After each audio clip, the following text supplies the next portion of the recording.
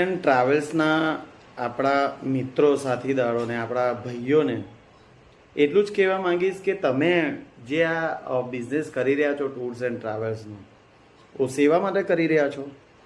એટલે કે તમારા ઘરમાં છોકરાઓની ફીસ, ગાડીઓના હપ્તા, ઇન્સ્ટોલમેન્ટ, ડ્રાઈવરનો ખર્ચો એ બધો નથી. આપણે જનરલી ટ્રાવેલ્સવાળા છે ને બધા કસ્ટમરને એવું કહેતા હોય કે દમણમાં તો આપણે આમ અલગ ગાડી કરી છે, કારણ કે ત્યાં આગળ યુનિયન છે, હિમાચલમાં યુનિયન છે, ઉત્તરાખંડમાં યુનિયન છે, કાશ્મીરમાં યુનિયન છે. એ કોઈ જગ્યાએ ઓલા ઉબર નથી ચાલતી. કેમ? કારણ કે યુનિયન છે. આપણા ગુજરાતમાં કોઈ એક જગ્યા એવી બતાવો કે જેમાં યુનિયન હોય.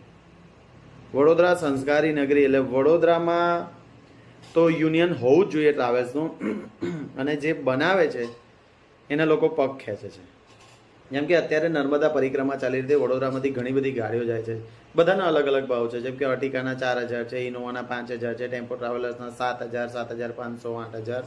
તો ટ્રાવેલ્સવાળાએ એક આપણે એવો ફિક્સ રેટ કરી દેવો જોઈએ કે 14 સીટર કે 17 સીટર હોય તો 7,500 પ્લસ પાર્કિંગ, એ રીતે ફિક્સ કરી દેવો જોઈએ.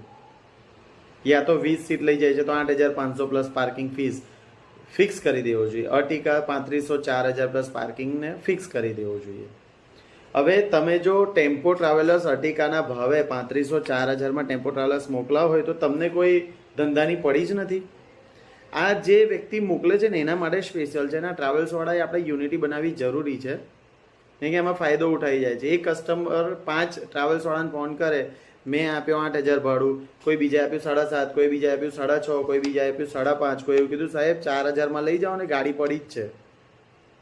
તો ગાડી પડી છે તો વેચી દે અને પાણીપુરીની લારી ખોલી નાખ.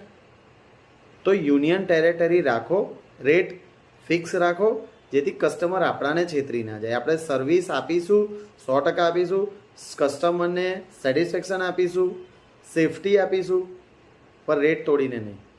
તો ટ્રાવેલ્સવાળા માટે ટ્રાવેલ્સવાળા ચેતી જાઓ, યુનિયન ટેરેટરી રાખો, ફિક્સ રેટ રાખો. સસ્તા ભાવમાં કામ ના કરશો. કદાચ તમને પૈસાની જરૂર નહીં હોય પણ બીજા કોઈ ટ્રાવેલ્સવાળાને તો જરૂર હશે ને, તો એ દોગલાબંધી ના કરશો. Thank you.